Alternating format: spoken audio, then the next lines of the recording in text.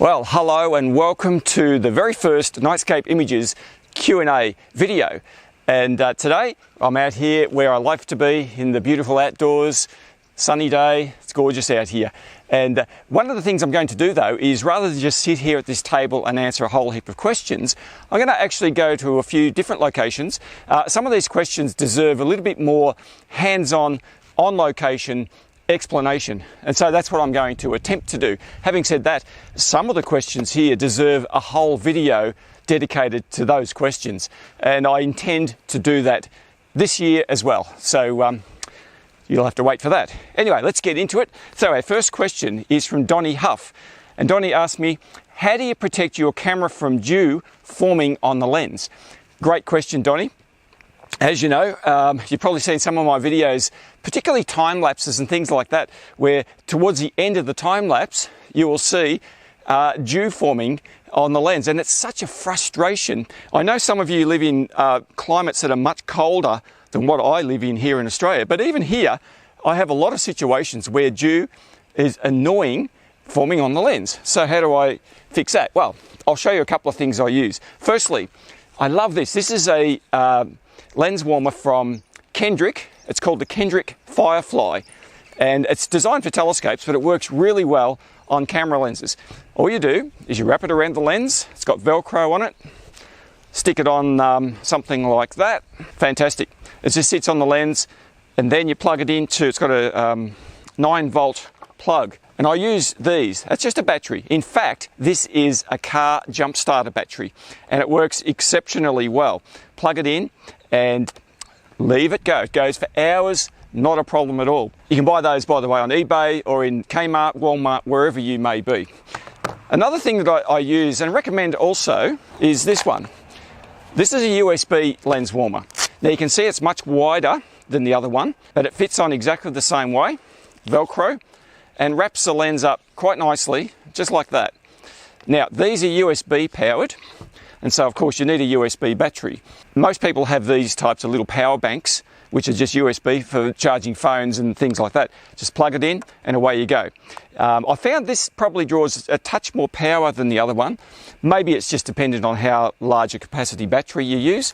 And actually you can use this same battery for both because it's got USB output as well. So that's really quite handy, and that works great. Now, a lot of people ask me about hand warmers. And do hand warmers actually work on your lens to keep them from fogging up? The answer is yes, they do work, with one little caveat. People ask me about putting rubber bands around the lens to hold them on. I wouldn't recommend doing that. Designed to go into your pockets, and whilst they're in your pockets, they keep your hands warm. And the way that they work is by being encased in that tight space in your pocket. So what I would suggest doing is getting a sock or something that you can wrap them up in, and then wrap that around the lens. By doing that, it keeps the hand warmers warmer for longer. And yes, they do work, and it's a good budget solution. All right, so let's move on. Stephen Wilson asked this question. Thanks, Stephen. Is it worth going out to shoot nightscapes even when the Milky Way core is not visible? Now, this is a fantastic question. My answer is a resounding yes. There are plenty of things to shoot in the night sky when the Milky Way core isn't visible. I did actually produced about a year ago a video on this very topic. You can see that up here, but I want to just elaborate just slightly.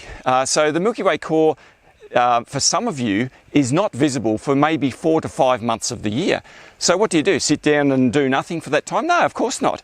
There's plenty of things to shoot. Now, one of the things here in the Southern Hemisphere I love to shoot is the Southern Cross.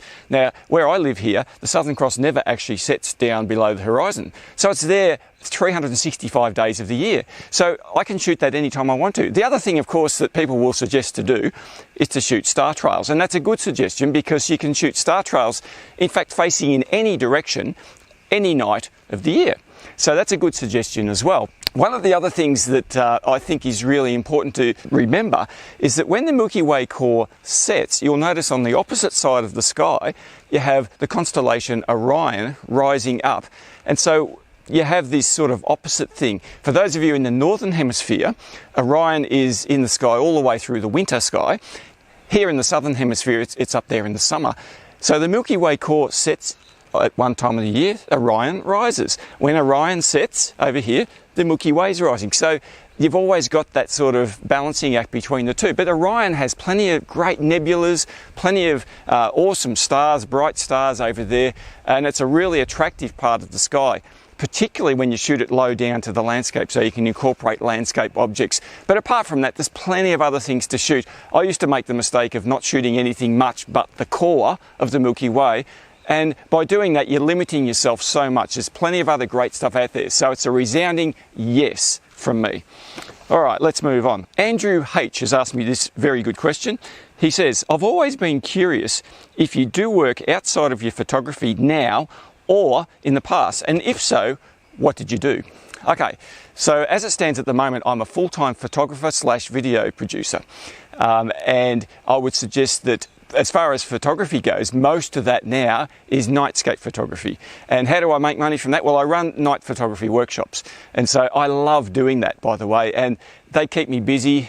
It's hard work in the sense of time and physical energy, but as far as inspiration and my mindset and everything, I absolutely love it. It doesn't feel like work for me, out under the stars with other like-minded people taking photos. That sounds like a good job, but I do other things as well. I do some corporate video production and photography. Not as much as I used to. I used to do a lot of weddings. In fact, I've done a lot of different types of photography work. I've done wedding photography, portrait photography, landscape photography, and whatever else you can think of. Sport photography. Done lots of all of those things. But before that, when I left school, I had no qualification in anything. I went into the automotive industry doing spare parts. And so I was in that industry for many, many years. I used to do creative things on the weekends. So I did photography, video, wedding videos. I used to do dozens and dozens and dozens of those 25 years ago. Before wedding videos were really a thing, I did them. And so I think I learnt a lot about editing and production and having an eye for angles and detail and composition through that. I did a lot of wedding photography as well, which is a pretty high pressure job. You know, I learnt a lot, and all of the different things I've done over the years. Portrait photography, I learnt a lot about lighting from that. And I've also done a fair bit of work in amateur theatre, believe it or not, particularly in the production side of things. And so that has helped me a lot with lighting, angles of light, colour of light, and all sorts of things when it comes to lighting, which I think has benefited me with my nightscape lighting, which I love to do, as you know. All right, our next question is from Bob G. Bob's asking me, are you self-taught in Lightroom and Photoshop, or did you take courses to learn these? Do you know just enough to do the post-processing you want? And thirdly, are there courses where the emphasis is on astrophotography? There's a fair bit in there, Bob. So firstly, yes, I am self-taught with Lightroom and Photoshop. I started using it because I needed to use it to process my images. Fair enough, that's probably what we all do. I've done a lot of learning online, like a lot of you do, particularly on YouTube, because there's so much out there. Photoshop and Lightroom have been around for years, so there's so much information. One thing I will say about that is Photoshop, for example, and I use this illustration a lot. Imagine the Photoshop manual is this thick. It's got thousands of pages. But to do some of the processing that we do, particularly for my nightscapes, I only need to refer to a few of those pages. So I don't need to know how everything in the program works to do the editing that I do. And I think that relates to the second part of your question, which is, do you know just enough to do the processing you want to do? And to a degree, yes, that's the case. But there's always something new to learn. And I'm constantly looking up videos on various things because, as you know, with Lightroom and Photoshop in particular, they're always updating the program and bringing new features in. And they can come in and slip by us and we don't even know they exist. So it's always good to keep up with that. The third part of your question is, are there courses where the emphasis is on astrophotography? Yes, there are. There's quite a few, but a few that I can think of off the top of my mind here. Peter Zelinka, he's an American guy, does quite a few courses, and I've actually bought some of his stuff, and I think it's pretty good. He does a good job of explaining the editing process of his Milky Way images, and they're reasonably priced too, which is another big factor. He emphasises a fair bit on star trackers and deep space photography. Nothing wrong with that. I don't do a whole lot of deep space work, but he's very good. And just recently, Michael Shainbloom and Gavin Hardcastle have brought out some some course called Milky Way Mastery, I think it is. I haven't seen it personally, but knowing the work that those two boys produce, I'd recommend that as well. So I think that's worth the investment to buy into those sort of courses. There's others as well I just can't think of off the top of my head. Now, here's a good question from Carl Reed. Carl asks the question, can you give suggestions on how to shoot the night sky with lenses that are not as fast as the ones you use? Now, Carl, that's a great question. I get asked this all the time. As you know, I use Nikon full-frame cameras and fast aperture lenses. Now, for example, this here is my Nikon 20mm f1.8. I love to use the Sigma 35mm f1.4. That's another really great lens. And this one, which is the Nikon 14-24 f2.8. Now, they're all really good fast aperture lenses, but not the cheapest lenses in the world. And I fully realise that a lot of you guys out there are using lenses that you've already got, kit lenses. So, for example, a lot of you have the 18-55 f3.5 to f5.6 kit lens. Now, I did a video on this. Have a look up here, which is talking about using a standard camera with a kit lens, and that will help you hopefully with that situation. One thing I will say about using slower aperture lenses is that you have to jump through a few more hoops to get the noise reduction that you might be looking for, and this video helps with that. A lot of other people have f4 kit lenses. Now, having said that, in the daylight, in good light, those lenses are great, no problem at all. But when you start working in nightscape work, and high ISO in particular, you will soon see the limitations of using slow aperture lenses, which is why I have these fast aperture lenses. My big recommendation, if you're using those lenses, is to learn how to stack images for noise reduction. It is a huge benefit to reducing the noise. The limitation mainly is because we can't extend our shutter speed too far, and we have to lift up the ISO to get a decent bright enough image. And of course, as you know, the more you lift your ISO, the grainier and noisier the image becomes. So using stacking for noise reduction is a huge plus. Other than that, if you're buying new lenses, I would strongly recommend getting fast aperture lenses. These days, I wouldn't buy anything over f2.8. And in fact, even f2.8 for me is starting to get a little bit too narrow. I prefer the f1.4 or, you know, f1.8 lenses, or f2 perhaps. But of course, that costs a little bit more money. Never mind. Okay, so what I'd like to do now is head out to a different location and go through a few more specifics on some of the questions we've got here to answer those. All right, so here we go, on location, because I think that's the best way to answer some of these questions. So here we go. Let's have a look. I can't see this without my glasses. Spence Ford asked a very good question. I'd like to know how you join long exposure panoramas that are 2 or 3 rows. What process do you use? Now, Spence, thank you very much. Spence is a regular viewer on my channel, and I really appreciate that.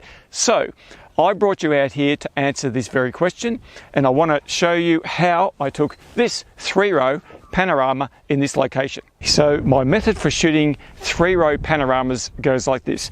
I sit my camera firmly on the ground, facing the direction that I want to face. Now, the most important thing when shooting multi-row panoramas is to get your tripod level, because as you go across to each individual frame, you want it to be level, because it's the process of shooting panoramas and stitching panoramas can be offset a fair bit if each shot starts to get the wobbles up. All right, so you can see here when I move the camera around, you get that center line goes green in the camera. Now, I use this all the time. Now, all I need to do is organize my composition. In other words, I might shoot over here, over that way, over this way, and over that way. And I've just got to make sure that I keep that green line level in the camera. If I do that, all of my shots, doesn't matter how many rows I do, will be level. As far as actually taking the pictures, all I do is start on my bottom row, usually on the left-hand side, level it up, shoot, and just move it around, and I eyeball this so that I'm overlapping about 50%, sometimes more. Click, each time making sure that the spirit level is still level. Click, as many as I want. Now in this case I did 7, then I go up, just like that. Again, I'm using a ball head, just a standard ball head, but I'm making sure that that level is still level on the second row. Click, click, click, click, click, 7 times, one more time. Now, I'll get to the top row, back over this side again, go up. I'm eyeballing, estimating roughly 50% overlap. And click, click, click, click, click, right across the top row. The other thing that I'm doing here is occasionally I will overshoot the top row, because what you get with panoramas is you cut off the corners on the edges. So sometimes I'll do 9 or 10 on the top row. In this case I only did 7, so it's a complete panorama of 21 shots, 3 rows of 7. And that's how I do my panoramas. I'm not using any sort of nodal head, I'm not using any sort of panorama head or anything special. All I'm doing is using a standard ball head. When I took this shot, by the way, I did light painting between each shot. So I've got a remote trigger, I'm getting off on the angle, lighting up the scene. And I've said this before about panoramas, and particularly multi-row panoramas, you need to light the subject, especially the foreground, really well, because it helps the software stitch the panorama together. Okay, Spence, hope that answers your question. A question here from Brian Hitterberg, great supporter of the channel. Thanks, Brian. How do you set up flash for self-portraits? Placement of equipment and type of gear required to achieve this? Okay, Brian, I can see you're a bit of a selfie fan, and so am I. So this is one of my favourite subjects, and to be honest with you, like quite a few subjects I'm talking about on this Q&A, this should really have its own video, and I think I'm going to bring another one out. Right now, I'm just going to go through very briefly how I would set up my flashes to do a self-portrait. First thing I'm going to do is get my key light, which is this main light here at the front. I'm going to put it off on about a 45-degree angle.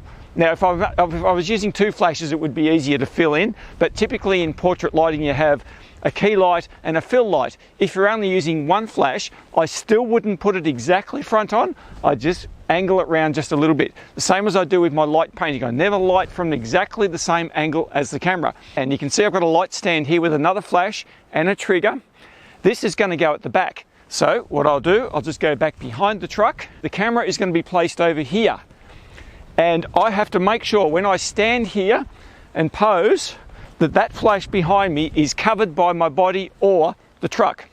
If it's not, then I'm going to flare the flash straight into the camera, and well, that never works.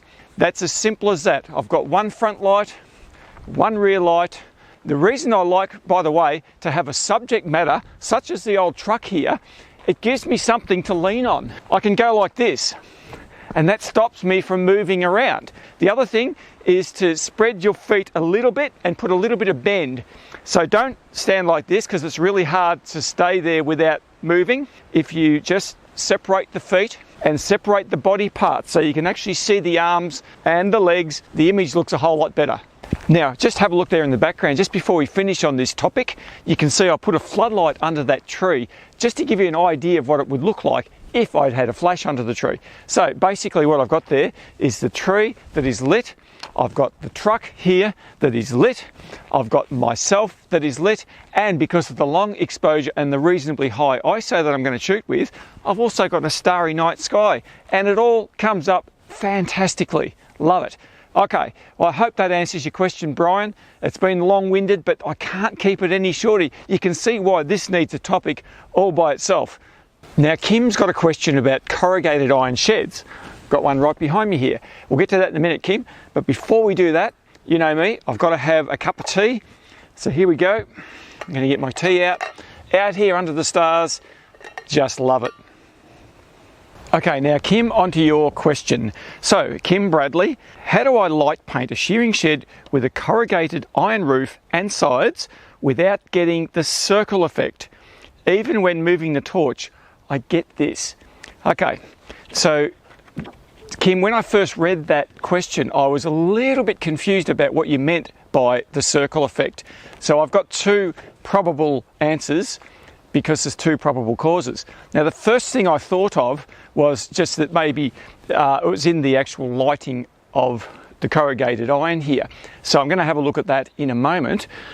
Because as you can see just in the background here, because there's a backlight over there, and I always like to light corrugated iron from the back because you'll get that scallop effect. You get the beautiful highlights on the edge and you get the shadows in the troughs of the corrugated iron. I'm not sure though if that's what you're talking about, because if you light paint using the torch all the way around, then I think you'll get a fairly even coverage of light, as long as your torch beam is not too narrow. So I'd have it fairly widely spread. The other possible problem you're encountering is Moray.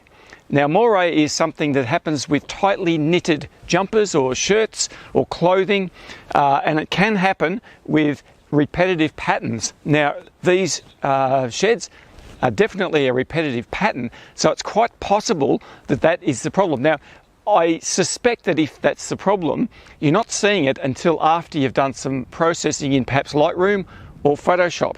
And people have had problems with Moray in Lightroom before, and some of the solution to that is to not enable lens profile corrections. So it could be worth a try, but without knowing exactly what the problem is, I'm not too sure I can totally fix it. But anyway, let's see how we go with that. All right, well, I think we've had enough time out here on location out under the stars. But the other thing is, I think this video might be going a bit too long because I've got heaps more questions to answer. So, as a little bit of a bonus to you guys, what I'm going to do is split this video in half. This is part 1. I'm going to have part 2 following up with quite a few more questions, which are really good ones, and we'll go back into another daytime location for that. But as a little bit of an added extra, I think what I'll do is upload both of these videos in the same week. So maybe only a couple of days apart, and you'll get the benefit of being able to piggyback them onto each other. So I'll see you very shortly with part 2. Hope you enjoy this video.